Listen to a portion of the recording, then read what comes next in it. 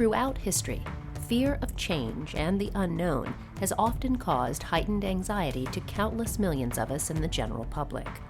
But if we look closely at history, this fear is often not born out of outcomes. In fact, the past is littered with stories of change that were feared in the early stages, eventually becoming accepted as a necessity, a comfort, or an option. A perfect example of this came early in the 19th century, when electricity would become an essential tool for modern life. The masses were used to lighting candles and having open flames to illuminate the night, with little regard for the danger of fire. But for many, the idea of an entire home being electrified created a new fear of electrocution.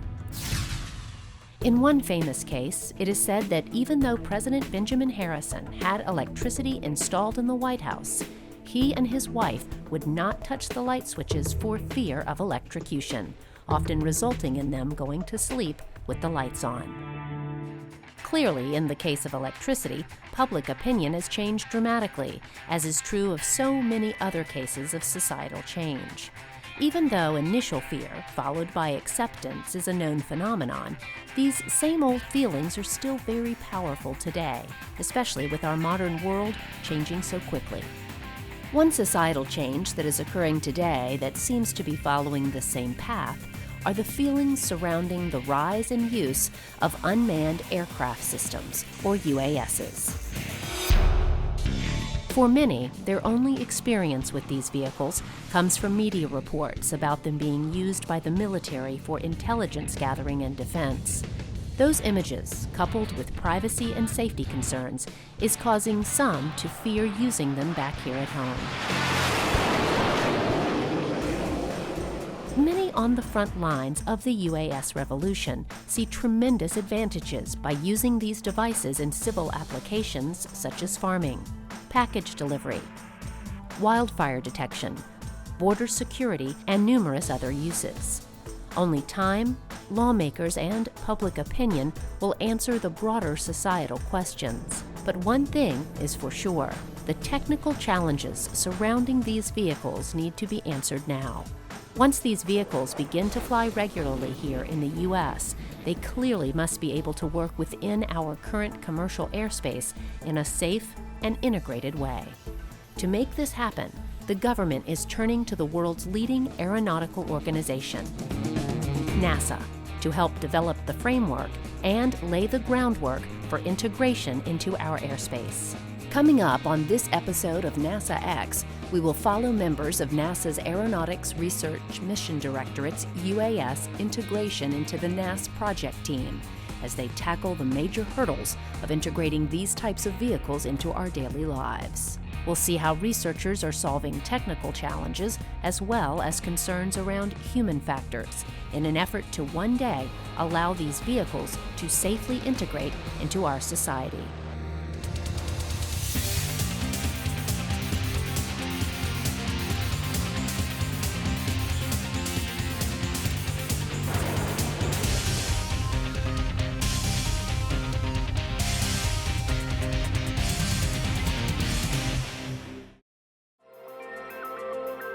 Every day, millions of people board planes here in the U.S. For most of us who travel by air, we don't think much about all the systems in place to make our flights as seamless and easy as most are. We travel from destination to destination with little thought of all the people, equipment, and regulations put in place to make our national airspace system the safest in the world. Airports, air traffic controllers, towers, communication systems, maintenance crews, and thousands of other moving pieces, along with regulations, are all key elements that allow for relatively smooth and safe operations for the nearly 50,000 flights that take off and land in the U.S. every day. Our National Airspace System, or NAS, is incredibly robust, and in fact works so well because everyone who works within the system understands their role and the procedures that have to be laid out. But when you have a system that works so well and is so vitally important, the idea of making fundamental system-wide change can be daunting. And one of the biggest changes that will be confronting the NAS shortly is the inclusion of unmanned aircraft systems, or UASs. The FAA has strict rules outlining all aspects of piloted flight, but with no pilot inside a craft, changes will need to be made to make sure these systems are as safe and robust as possible. Safety is always in the back of our mind, and having these systems that can be just as safe as the manned aircraft, which we have the safest air transportation system in the world. And so as the FAA takes these new technologies, introduces those into unmanned aircraft and introduces those into the NAS, that safety will not be compromised. We are doing this and making sure that when the FAA assesses the technologies and assesses any airframe and the avionics that they have or the sensors that they have on board, that those are going to meet the same sort of standards, maybe not the same exact standards, the same sort of standards that they've established for manned aircraft. So safety is always in the back of our mind, and it underpins every decision we make and everything that we do. The task is definitely daunting. We focus particularly on procedures and standards. So from the procedure side, the FAA has built a very, very safe national airspace system. Accidents essentially don't happen.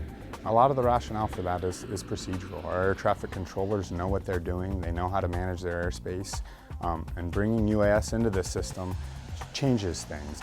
What we're trying to do is help inform procedural development so that the FAA can take our inputs and integrate them into their new air traffic control system as they develop their next-gen infrastructure. This is one of the reasons NASA has such a large role in the UAS integration into the NAS. NASA has decades of understanding how to build a system as complex as this into a functioning reality. But the reason why NASA is involved is pretty much consistent with what NASA does across the board. I mean, NASA is looking for investments in research areas that will enhance the quality of life of your everyday person. And so that applies in the area of aviation. That applies to things like looking at how we can fly airplanes faster or use less fuel or do something positive for the environment while still flying over that environment. So we've been doing those kinds of things in aeronautics all along, and unmanned aircraft systems is just another new technology that has the potential to enhance people's quality of life.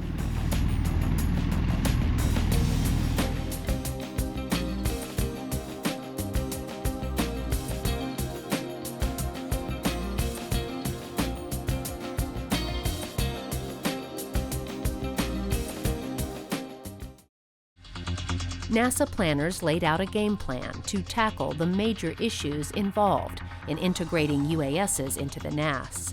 Their plan is to focus on 4 major technical barriers to make this transition possible. These 4 include sense and avoid, command and control, human systems integration, and integrated test and evaluation. The Sense and Avoid challenge is focused mainly on the see and avoid problems UAVs have because there is no pilot in the cockpit. Technology will need to be developed that will, in essence, replace the pilot's eyes with incredibly accurate radar, helping UAV pilots on the ground avoid any nearby aircraft. The Command and Control Challenge will develop a new radio system that will be integrated into the NAS, allowing for reliable and secure communications. The Human Systems Integration Challenge is essentially a human factors challenge that will help configure uniform ground control systems and displays to enable ground station pilots to work effectively. And the Integrated Test and Evaluation Challenge will provide a relevant environment, which will allow researchers to integrate different components of the system and test them in a virtual environment, then into real test flights. Each one of these technical barriers have their own unique and challenging issues, but due to the complexity associated with integrating each of these into one system, NASA planners are working jointly on these issues to ensure proper integration. If you know a little bit about systems, you know you can't take different elements of a system and you can exercise them and test them, but if you don't combine them into an integrated flow, you miss those little things and they don't really work well. So we don't want to just go out and have a lot of silo sub-projects. Those systems all interact and integrate within each other. With this collaborative plan in place, NASA's 4 aeronautics centers are working jointly to make this goal a reality. So the community working on unmanned aircraft systems is large. It includes Department of Defense, it includes Homeland Security, it includes a significant number of people from the FAA, and lots of people in industry working on standards. NASA has a relatively large hand in this also. We've got 4 centers working on it. Our 4 technical challenges are spread across those centers. Let's first look at the Command and Control Challenge that is being led here at NASA Glenn Research Center. Here is NASA's Jim Greiner. Before this project began, NASA surveyed the industry and other government agencies in order to determine what areas need to technology development for unmanned aircraft to be integrated.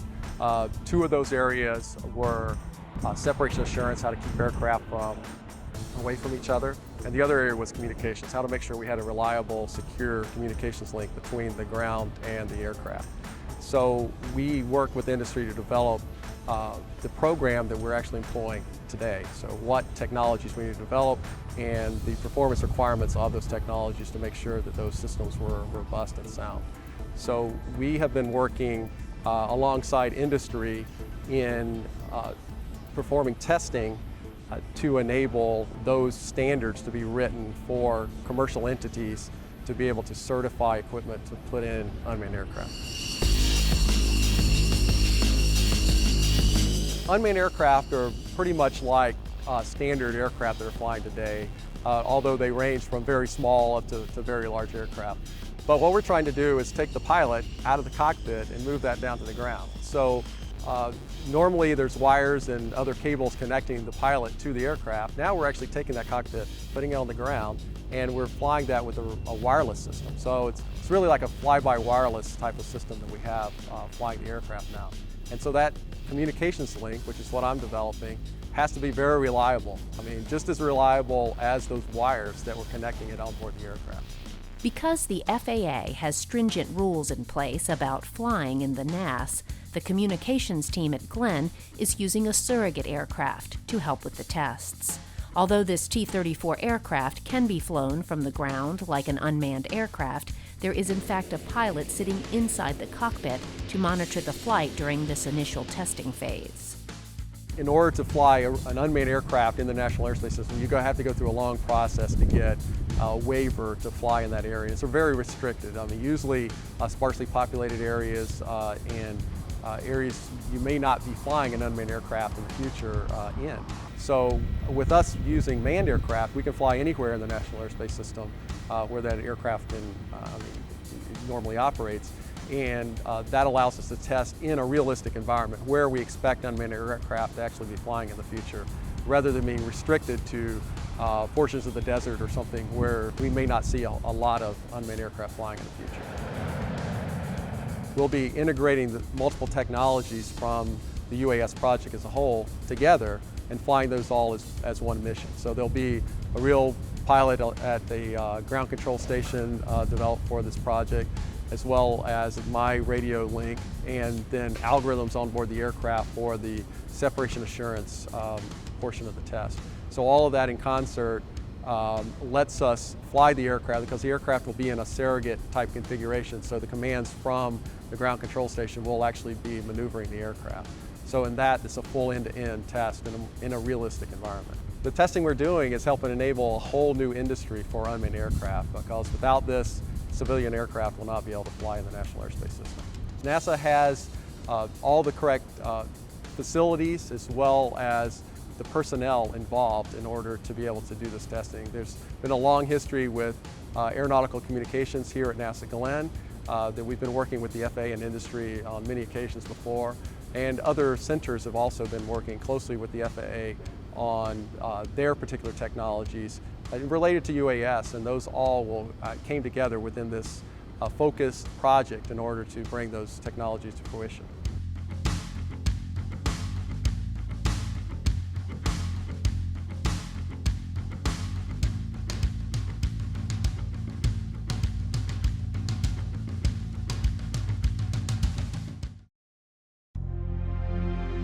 If you look at unmanned aerial vehicles of today, one of the biggest concerns comes from the fact that they cannot sense and avoid oncoming traffic autonomously, which clearly represents a significant mid-air collision hazard to other aircraft operating in the same airspace.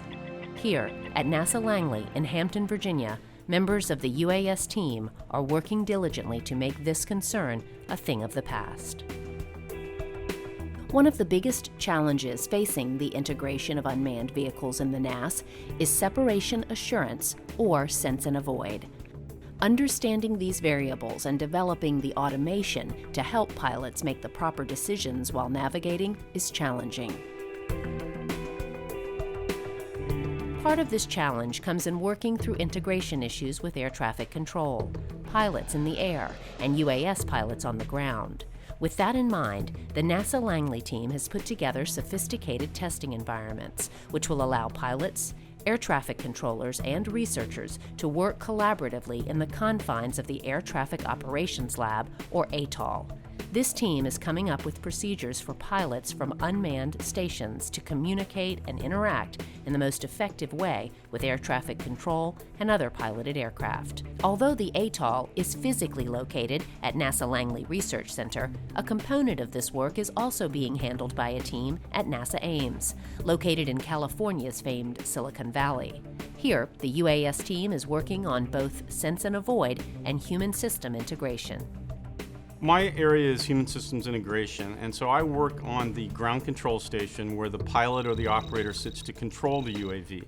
And our work with integration in the NAS is really trying to understand what the minimum displays are, what the information requirements are for that operator to safely operate in the national airspace. And so we've been doing work with the FAA, with RTCA, Special Committee 228, to help develop the guidelines for what the minimum information requirements are for UAV operators to fly in the NAS. We're really primarily integrating technologies that exist today and looking how that they come together in an integrated system to be able to address this need. For example, we're taking onboard radars integrated with other surveillance systems to be able to ensure that the operators can perform see and avoid functions that are currently done visually by manned aircraft. And so it's primarily an integration of existing technologies and developing the requirements and testing those requirements to ensure that the UAVs can safely fly in the NAS. You start with what the UAS is. The UAS is a remotely piloted vehicle. However, there's a lot of safety built around the fact that in manned aircraft, the pilot is looking out the glass and is the last line of defense. Hence, sense and avoid, self-separate. So what we're trying to do is we need to do research to integrate the fact that there's a pilot on the ground performing that function, and how does that integrate with separation assurance? That means the air traffic controllers that are separating manned aircraft safely as you transit through the airspace. How does that play with the primary role of air traffic control? Does it perturb their workload? How does it affect them in their day-to-day jobs as we integrate more aircraft into the airspace? There's also implications of what are the effects on other aircraft that are flying. There's a system equipped on every manned aircraft that's certified to fly over 10,000 feet. It's called TCAS. And this is a last line of defense to prevent collisions. Well, the sense and avoid system has to interoperate with that system. It has to play nicely. So specifically, my team is looking at the barriers and the integration challenges of integrating UAVs that are trying to propagate through the airspace system safely, and how that affects other agents, other users of the airspace, and as well as the regulators, the air traffic controllers that are providing the separation services. Just a few hours down the road from NASA Ames, the culmination of much of this integration happens here at NASA's Armstrong Flight Research Center. Since the earliest days of flight, this lakebed in the high desert has been used to test virtually every type of aircraft imaginable. This storied research center is where much of the flight testing for the UAS integration into the NAS will take place. The final challenge is IT&E. Here is NASA Armstrong's Sam Kim to explain. IT&E stands for Integrated Test and Evaluation, And that sub-project deals with taking the research that a project is developing, all the software, the algorithms, the procedures, and putting that into a relevant environment. That relevant environment entails simulations that replicates the real world as high fidelity as possible, but then ultimately we need to take that to a flight test environment and to be able to validate the results. As the word integrated like entails, right, in IT&E, the integrated test and evaluation, it is an integrated effort to take all the elements of the 4 sub-projects that are part of the US and the NAS project and trying to get those into an integrated environment. So yes, we need to make sure that all the systems play together, and more importantly, that they really replicate the real world as close as possible. So ultimately, like I said, it goes from simulations into flight tests. So the research ground control station you see behind me is one of the manifestations of that capability to integrate things. It is a proof of concept ground control station that embodies all from the human factors and some of the self-separation technologies that we're developing. It's embodied in this proof of concept GCS. In this RGCS here, we do bring in pilots, so we actually bring in real UAS pilots. In fact, we've not just used NASA research pilots, but we've also used Air National Guard pilots and been able to have a diverse evaluation of our systems. So yes, we bring the pilots here, they get immersed in the simulation environment, and then we're able to collect meaningful data that says that whether the systems we're designing are present the right information and whether they can assimilate that data quickly and be able to react to the national airspace flying. When the integration is complete, many of the so-called dull, dirty, and dangerous missions will be turned over to these UAVs, paving the way for a new, safer way to monitor important tasks. We are not there yet, but it's clear that the UAS challenges that have been laid out are daunting. It is also clear that the brilliant men and women of NASA are rising to the challenge as only NASA can. Thanks to their pioneering work, we will soon have a new type of tool available to humanity that will almost certainly prove to be invaluable by making our world and skies safer and perhaps even better than we ever thought they could be.